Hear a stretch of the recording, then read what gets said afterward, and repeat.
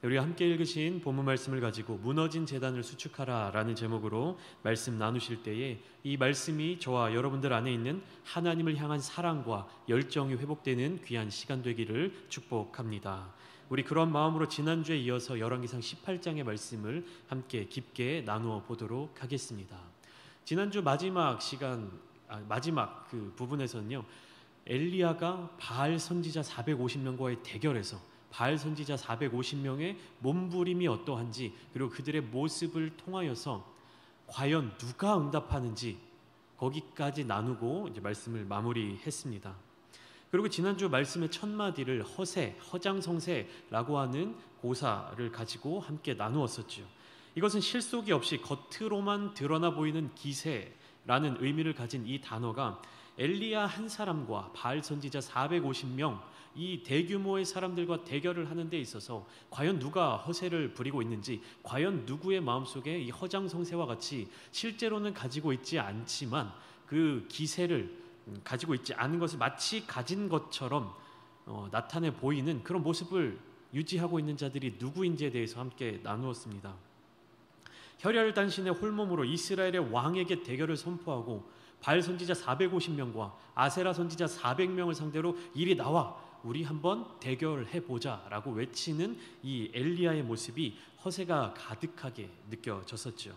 그러나 비록 겉으로 보이는 모습은 여호와 선지자 한 사람과 바알 선지자 450명의 싸움이었지만 그 실제적인 싸움은 누구의 싸움이었습니까? 여호와와 바알의 싸움이었죠. 그러니까 우리가 더 관심을 가지고 눈여겨보아야 할 부분은요, 이 땅에서 지상에서 한 사람과 450명이 서로 마주하고 있는 그 장면이 아니라 하늘에서의 싸움, 신들의 영역에서의 싸움, 정확히는 여호와 하나님의 영역에서의 싸움에 우리가 시선을 집중해야 한다라는 사실입니다. 사실 우리는 여호와의 선지자 엘리야와 바알의 선지자 450명의 대결, 그 싸움이라고 이야기를 하고는 있지만, 또 저도 그렇게 말씀을 드리기는 했지만 우리는 이미 알고 있죠. 바알이라는 신은 그 존재 자체가 허상이고 우상이고 없는 존재이기 때문에, 거짓말이기 때문에 하나님께서는 힘을 겨루어 대결할 상대 자체가 없는 상황인 것입니다. 이 사실을 우리가 반드시 깨달아야 됩니다. 우리가 말을 할 때는 하나님과 바알의 싸움, 여호와의 신과 우상 신의 싸움이라고 이야기는 하고 있지만, 실제적으로 바알이라고 하는 이 존재는 거짓된 신도 아니고 약한 신도 아니고 그저 없는 허상에 불과하기 때문에 실제적으로 이 싸움은 신과 신의 싸움, 신들의 싸움의 개념으로 다가가야 하는 것이 아니라 여호와의 영역, 하나님의 신의 영역이 어디에 있는지를 집중해 보아야 한다라고 하는 것입니다. 왜냐하면 우리가 신들의 전쟁이라고 이야기를 하면, 신들의 싸움, 이 단어에 집중하여 생각하다 보면 마치 그리스 로마 신화의 다양한 신들, 다양한 역할을 가진 신들이 서로 다투고 싸우고 어떤 영향력을 미치고 누가 더 센지 약한지를 겨루는 그런 모습을 상상할 수 있습니다. 그렇지만 애초에 존재하지 않는 거짓 우상을, 그 우상을 상대로 대결한다라고 하는 것을 우리가 생각할 수 없기 때문에 우리는 좀 더 다른 차원으로 접근을 해야 합니다. 그것은 무엇이냐 하면요, 하나님과 다른 신, 하나님과 우상, 신의 싸움의 개념이 된 것이 아니라 바로 그 순간에 겪을 수 있는 나 자신과의 싸움으로 받아들인다라고 하는 것입니다. 그러니까 신의 영역에서 싸우는 그 모습에서 우리가 어느 곳을 선택할 것인가, 그러니까 신의 영역의 그 싸움에 집중하는 것이 아니라 내가 무엇을 붙잡을 것인가, 내가 어디를 바라볼 것인가, 이 부분을 우리가 굳게 잡아야 한다라고 하는 것입니다. 잠시 조금 어려운 철학적인 개념에 대해서 함께 이야기를 나누고 본문으로 들어가려고 합니다. 실존주의 철학이라고 하는 철학의 한 분야가 있습니다. 이 실존주의 철학에서는요, 존재와 목적에 대해서 이렇게 말하고 있습니다. 본질은 실존에 앞선다. 어렵죠? 본질은 실존에 앞선다라는 이 말은 무슨 말이냐 하면, 좀 더 간단하게 얘기하면 본질은 목적입니다. 그리고 실존은 현실, 대상입니다. 예를 들어 그러니까 목적이 있을 때 대상이 존재한다라는 의미와 동일하게 쓰일 수 있습니다. 예를 들어 설명을 해드리자면 우리가 의자를 여러분들이 앉아 있는 이 의자를 바라볼 때 의자가 존재하는 이유가 무엇이죠? 이유가 존재하는 목적이 무엇이죠? 사람이 앉기 위해서 존재하는 것입니다. 그 목적이 분명하게 남아있죠. 의자는 사람이 앉기 위해 만들어진 가구인 것이죠. 그렇기에 본질이 실존에 앞선다라고 하는 것은요, 그 존재, 의자라고 하는 이 물체가 만들어지기 전에는 분명한 목적이 먼저 선행된다라고 하는 그런 뜻입니다. 의자의 필요성을 느낀 사람이 의자를 만들어야 되겠다라는 목적을 세우고 그 목적을 이루어가는 과정을 통해서 의자가 나타나게 된다라고 하는 사실입니다. 이러한 과정을 통해서 실존주의적인 개념을 증명할 수 있는 것이죠. 그런데 실존주의 철학자 중에 사르트르라고 하는 이 철학자는요, 인간에게 있어서만큼은 이 개념이 정반대로 적용된다라고 이야기하고 있습니다. 그러니까 인간에게 있어서는 실존이 본질보다 더 앞선다. 그러니까 존재가 목적보다 앞선다라고 이야기를 하고 있습니다. 그렇게 주장하고 있는 것이죠. 그러니까 사르트르가 주장하는 바에 의하면 사람의 경우 목적을 가지고 창조된 게 아니라 먼저 그 존재가 만들어진 이후에 아무 목적 없이 사람이 인간이 먼저 존재하고 난 뒤 그 다음에 그 스스로가 목적을 찾아간다라고 주장하고 있는 것입니다. 그러니까 나에게 있어서 사람에게 있어서 각각의 개개인에게 있어서 원래 창조된 목적이 없기 때문에 내가 스스로 결정하고 내가 스스로 선택하고 내가 그렇게 행동하며 그 행동들로 나 자신을 구성해 나간다, 이렇게 주장하고 있는 것입니다. 그리고 그 이후 각자 개인의 삶의 영향에 따라 스스로 찾아낸 그 목적, 그것을 가지고 인생, 삶을 살아간다라고 주장하고 있는 것입니다. 그러니까 사물과는 다른 인간의 주체성, 인간의 존엄성, 또 창조적 존재로서의 의미가 돋보이고 우리의 한계를 규정짓지 않고 무한한 가능성을 발휘할 수 있는 그러한 존재로 사람을 본다라고 하는 것입니다. 상당히 그럴듯하고 멋진 이야기처럼 들립니다. 그러나 이와 같은 사르트르의 실존주의 철학과 같은 이야기들은요, 우리 그리스도인들의 삶의 모습, 하나님의 자녀, 하나님의 백성들의 신앙과는 어울리지가 않습니다. 왜냐하면 이런 실존주의적 논리는 하나님의 말씀과는 다른 주장을 하고 있기 때문이에요. 하나님께서는 분명하게 인간의 창조 목적에 대해서 이야기해 주셨습니다.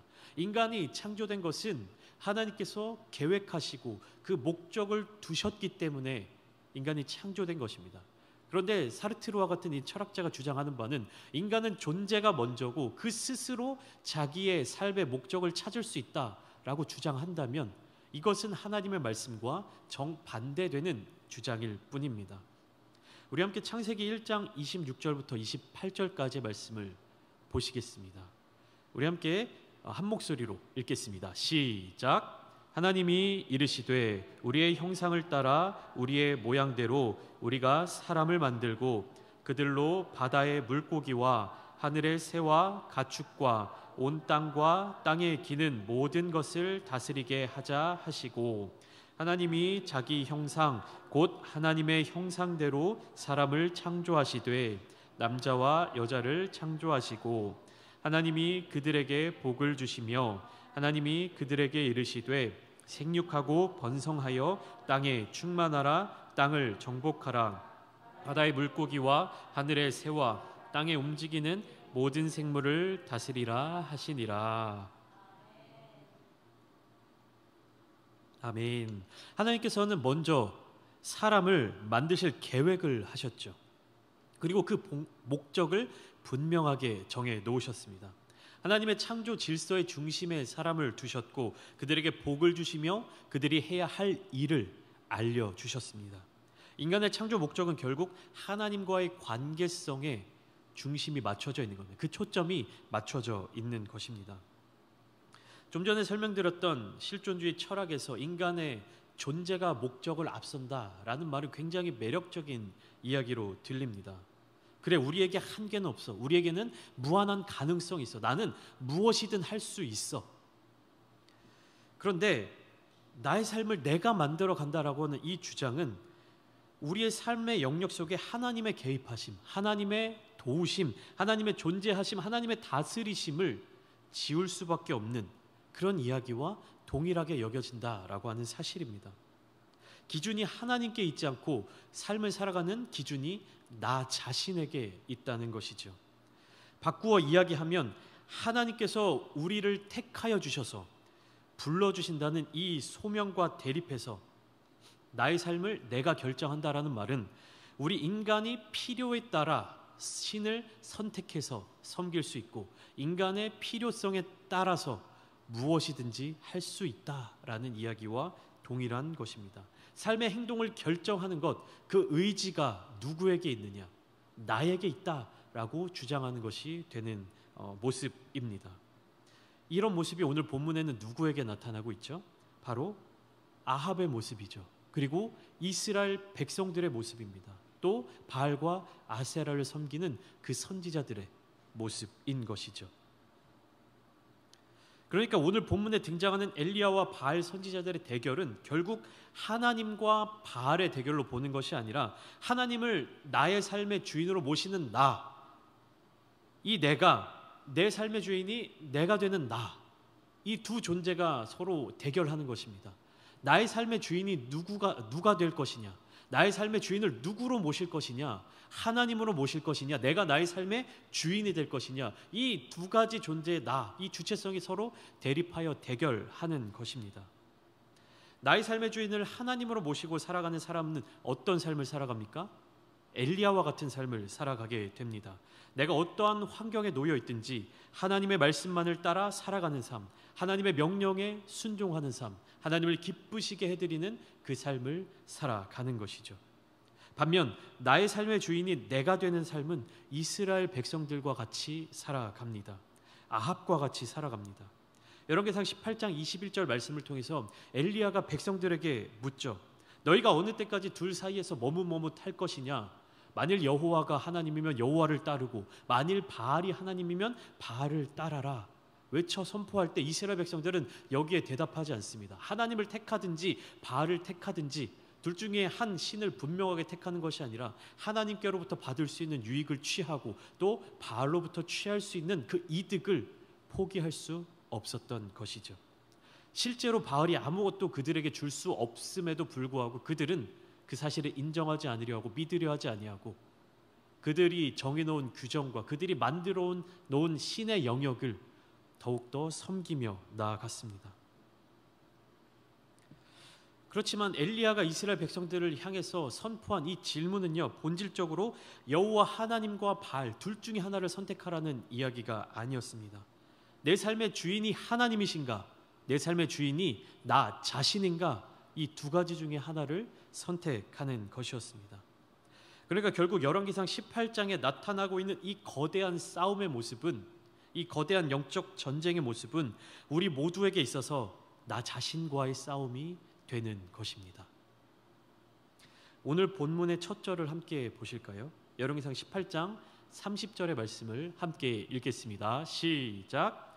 엘리야가 모든 백성을 향하여 이르되 내게로 가까이 오라. 백성이 다 그에게 가까이 가매 그가 무너진 여호와의 제단을 수축하되.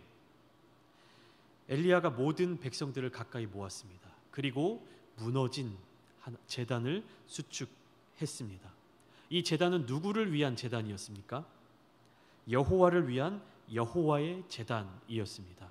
그런데 이 제단이 무너져 있었습니다. 제단이 무너졌다는 것은요, 제사가 제대로 이루어지지 않고 있었다라는 것을 의미합니다. 여호와 하나님 앞에서 하나님께 드려지는 그 예배가 온전하게 드려지지 못하고 있었다라는 사실을 뜻하고 있는 것이죠. 그렇다면 이스라엘 백성들 앞에서 하나님께 드려지는 이 예배, 하나님께 올려드리는 이 제사가 온전하게 드려지지 못한 때는 얼마나 오랜 시간이 흐르고 있었을까요? 하나님께 제대로 된 예배, 제대로 된 제사를 올려드린 지 얼마나 오랜 시간이 지났을까요? 얼마나 오랜 기간 동안 예배가 방치되어 있고 제사가 방치되어 있었으면 제단이 다 무너져 버렸을까요?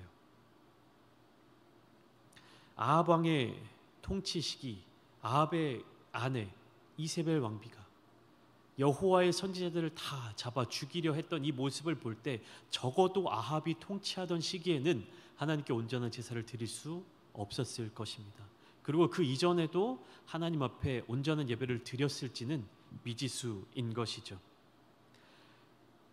여호와의 제단이 온전하게 수축되지 못한 지 오랜 시간이 지난 후 바로 엘리야가 하나님의 제단을 다시 세우기 시작하는 것입니다. 엘리야는 가장 먼저 야곱의 아들들의 지파의 수효를 따라 돌 12개를 취하였습니다. 그리고 성경은 이 야곱이 하나님께서 이스라엘이라는 이름을 주신 바로 그 사람이라는 점을 강조하고 있습니다. 이스라엘 백성들에게 전해지는 메시지는 무엇입니까? 너희 모두는 야곱의 12 아들로부터 시작된 야곱의 자손들이다. 그리고 이 야곱은 어떤 사람이냐? 하나님과의 만남을 통해서, 하나님의 언약을 통해서 이스라엘이라고 하는 이름을 받은 사람, 이스라엘이라고 하는 나라의 시작을 가진 바로 그 사람이라는 사실을 강조하고 있는 것입니다. 그래서 엘리야는 야곱의 아들들의 수, 그리고 그와 동일한 이스라엘 지파의 숫자만큼 12개의 돌들을 취하여서 제단을 쌓았죠. 그리고 그는 그 쌓은 제단 주위에 물이 흘러갈 수 있도록 도랑을 팠습니다. 그리고 돌로 만들어진 그 제단 위에 나무를 버려두고 송아지에 각을 떠서 그 위에 놓은 후에 이제는 무엇을 합니까? 네 통에다가 물을 가득 채워 송아지, 각을 뜬 그 제물부터 제단 위에 물을 붓도록 만들었습니다. 4통을 가지고 한 번 부었죠. 그러자 엘리야는 한 번 더 동일하게 행하라 했습니다. 그래서 사람들은 또 그 4통을 가지고 물을 부었습니다. 엘리야는 한 번 더 동일한 행동을 취하라라고 얘기하죠. 그러니까 또 4통에 물을 채워서 제단 위에 물을 붓습니다. 4통이 3번 부어졌기 때문에 12통의 물이 그 제단 위에 부어지게 된 것이었죠. 그래서 이 부어진 물이 제물과 나무와 제단을 다 적시고 남아서 흘러서 파놓은 도랑에까지 물이 차게 되었습니다. 그리고 시간은 저녁 소재 드릴 때가 되었습니다. 엘리야는 하나님 앞에 나아가 잠잠히 기도합니다. 엘리야가 기도하는 모습은 바알 선지자들의 소란스럽게 떠드는 그 소리, 그 모습과는 정반대되는 모습이었습니다. 바알 선지자들이 섬기는 신은 졸기도 하고 잠을 자기도 하고 화장실도 가기도 해서 그들이 부르짖는 소리를 제대로 듣지 못하는 그런 신이지만 엘리야가 섬기는 하나님은 그의 백성의 아주 작은 신음소리조차 놓치지 않으시는 그런 분이시기 때문에 엘리야는 잠잠히 하나님 앞에 기도하며 나아갑니다. 엘리야는 여호와 하나님 앞에 나아가며 한 가지 기도를 간구하며 하나님께서 그 기도를 들어주셔야 하는 이유를 3가지로 주장하고 있습니다.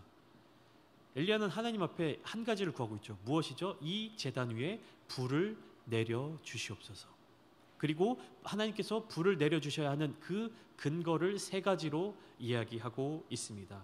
그 첫 번째와 두 번째 이유가 본문 36절에 나타나 있는데 우리 함께 36절의 말씀을 함께 읽으시겠습니다. 시작.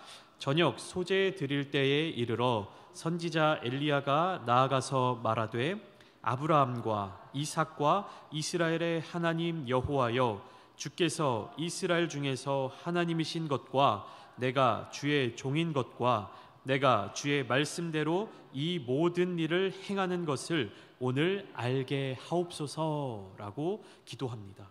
엘리야는 하나님께서 기도를 들어주셔야 하는 이유 첫 번째로 아브라함의 하나님, 이삭의 하나님, 이스라엘의 하나님 여호와께서 이스라엘 백성들 가운데 참 하나님, 참 신이 되심을 증거해야 한다라고 주장하고 있습니다.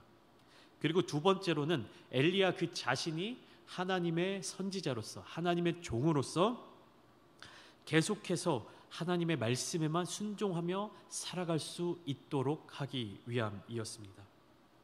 아합 왕이 엘리야에게 말했던 것처럼 엘리야가 이스라엘을 괴롭게 하는 자가 아니라는 사실을, 하나님의 뜻을 따라 이스라엘 땅에 비가 내리지 않았습니다. 그리고 엘리야가 하나님의 말씀에 순종하여 그 말씀을 선포할 때 다시금 하나님의 회복이 이스라엘 땅에 이루어질 수 있도록 간구했던 것입니다.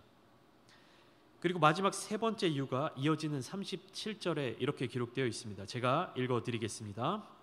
여호와여 내게 응답하옵소서, 내게 응답하옵소서. 이 백성에게 주 여호와는 하나님이신 것과 주는 그들의 마음을 되돌이키심을 알게 하옵소서 하매, 이렇게 기도하고 있습니다. 마지막 세 번째 간구의 목적은 우상 숭배에 깊이 빠져 있는 이스라엘 백성들이 여호와 하나님을 바라볼 때에 그 자신들의 마음까지도 되돌릴 수 있으신 분임을 알고 믿게 하려 함이었습니다. 이 하나님의 그 능력이 얼마나 위대하신지를 이스라엘 백성들 그들 스스로가 알게 하기 위해서, 그리고 돌이켜 믿게 하기 위해서 하나님께서 이스라엘 백성들을 향한 그 마음을 보여주시고, 또 이스라엘 백성들이 하나님을 향한 그 마음을 드릴 때에 그 두 마음이 만나게 돼서 다시금 이스라엘이 회복될 수 있도록 그 기쁨을 엘리야는 이 대결을 통해서 성취해내고 싶었던 것입니다. 엘리야의 간구의 목적들은 모두 한 가지 공통점을 지니고 있습니다. 그것은 하나님께서 이 기도에 응답하셔야 하는 그 이유를 설명할 때, 그 이유를 주장할 때 자신의 개인의 유익을 위해서, 그 스스로의 이익을 위해서 간구하는 것이 아니라 모두 하나님의 이름을 위해서, 하나님의 나라를 위해서, 하나님의 영광을 위해서 간구했다라는 사실입니다. 하나님께서 이 제단 위에 불을 내려주셔야 하는 이유가 내가 능력이 있는 선지자를 증명하기 위함이 아니라 내가 하나님께 순종하는 선지자임을 나타내 보이기 위함이며, 불을 내려주심으로 말미암아 내가 영광을 받는 것이 아니라 하나님께서 영광 받으실 것이며, 또 불이 내려올 때 나의 명예가 드높아지는 것이 아니라 하나님의 명예가 회복될 것임을 강조하며 간구하고 있는 것입니다. 그렇기에 엘리야는 자기 몸을 해하며 부르짖고 뛰놀며 이렇게 야단 법석을 떠는 바알의 선지자들과 같은 모습으로 기도를 드리는 것이 아니라 하나님 앞에 담담하게 나아가 간구하며 기도하고 있는 것입니다. 엘리야의 이러한 기도에 하나님께서는 즉시 응답해 주셨습니다. 어느 정도로 응답해 주셨는지 우리 본문 38절의 말씀을 한번 같이 읽어보겠습니다. 시작. 이에 여호와의 불이 내려서 번제물과 나무와 돌과 흙을 태우고 또 도랑의 물을 핥은지라. 아멘. 열왕기상 18장 24절에 보면 너희는 너희 신의 이름을 부르라, 나는 여호와의 이름을 부르리니 이에 불로 응답하는 신 그가 진정한 하나님이다 라고 선포했던 엘리야가 이렇게 대결을 선포한 후에 결국 불로 응답한 신은 누구입니까? 여호와 하나님이셨습니다. 6시간 이상을 몸부림치면서 부르짖어도 아무런 응답이 없었던 바알, 그 바알과 대비되게 하나님께서는요 엘리야의 기도가 끝나자마자 마치 이 기도를 기다리셨다는 듯이 바로 응답해 주셨습니다. 그리고 하나님의 불이 얼마나 강력했는지 단지 불이 한번 떨어지고 마는 것이 아니라 그 불이 제단 위에 있는 제물과 나무를 모두 태웠을 뿐만 아니라 돌과 흙과 그리고 도랑에 흐르던 물까지 모두 핥아버렸다라고 성경은 기록하고 있습니다. 이에 이스라엘 백성들은 그 모습을 보고 엎드려 여호와 그는 하나님이시로다라고 고백하게 되었습니다. 엘리야가 기도로 간구하고 하나님께서 응답하시니 이스라엘 백성이 주님께로 회복되는 역사가 일어난 것입니다. 사랑하는 서울제일교회 성도 여러분, 우리는 엘리야의 때와 같은 이 시대를 살아가고 있습니다. 날마다 치러야 하는 영적 전쟁이 우리에게 부딪혀오는 그 삶을 살아가고 있습니다. 이때 우리는 어떻게 기도해야 할까요? 이때 우리는 무엇을 기도해야 할까요? 매주 수요예배 시간마다 열왕기상의 말씀을 계속해서 나누고 있는, 또 특별히 엘리야의 이야기를 몇 주간 함께 묵상한 저와 여러분들의 기도는 한 걸음 더 나아간 기도가 되기를 원합니다. 하나님의 하나님 되심을 증거하며 우리가 하나님의 백성이 됨을 고백하는 기도를 드릴 수 있기를 원합니다. 나의 기쁨, 내가 원하는 기도가 우선시 되는 것이 아니라 하나님이 원하시고 하나님이 기뻐하시는 기도를 먼저 올려드리기를 원합니다. 하나님께서는 이미 바알에게 승리하셨습니다. 그러나 단 한 사람 엘리야가 하나님 앞에 나아가 기도하지 않았다면 하나님의 역사는 일어나지 않았을 것입니다. 여전히 이스라엘 가운데에는 우상의 영역, 우상의 역사가 가득했을 것입니다. 그러나 하나님께서 이미 승리해 두신 그 싸움에 엘리야가 나와서 기도하고 선포하니 그 승리의 역사가 이스라엘 땅 가운데 이루어졌습니다. 우리의 삶 가운데 이미 승리를 주신 하나님께서도 오늘날 무너진 제단을 수축할 한 사람을 찾고 계십니다.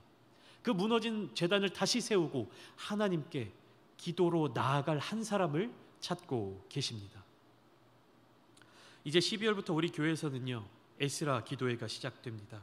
영혼과 가정, 교회와 나라를 세우는 100일 작정 중보 기도가 시작되는데, 하나님께서는 무너진 제단을 수축할 엘리야와 같은 기도자를 찾으십니다. 또 무너진 성전을 건축할 에스라와 같은 기도자를 찾고 계십니다. 오늘 이 예배에 나오신, 또 함께 말씀을 나눈 저와 여러분들이 이러한 기도의 용사가 되어 모든 무너진 것들을 세우며 죽어가는 영혼들을 살리는 하나님의 귀한 사람들이 다 되시기를 주님의 이름으로 축복합니다. 함께 기도하시겠습니다. 이 시간 우리가 함께 기도의 자리 가운데 나아갈 때 우리가 오늘 함께 나눈 이 말씀을 붙들고 기도하기를 원합니다. 하나님, 나는 연약하지만, 나는 아무 능력이 없지만 오직 하나님만을 의지하며 나아갑니다. 하나님 역사하여 주시고 하나님 영광받아 주시옵소서. 나의 삶의 주인이 내가 되는 것이 아니라 오직 주님께서 나의 삶을 인도하여 주시옵소서. 내가 하나님께서 찾으시는 그 한 사람의 기도자가 되기를 원합니다. 우리 교회가 하나님께서 찾으시는 기도에 불이 붙는 교회가 되기를 원합니다. 우리가 더욱더 하나님의 마음을 헤아려서 하나님의 마음을 기쁘시게 해드리는 귀한 기도자가 되기를 원합니다. 또한 교회를 위해서 함께 기도해 주시고 또 계속해서 담임 목사님을 위해서 그리고 각자의 자리 가운데서 가지고 나오신 기도의 제목들을 가지고 우리 주님의 이름을 한번 부르신 뒤에 함께 기도하시겠습니다. 주여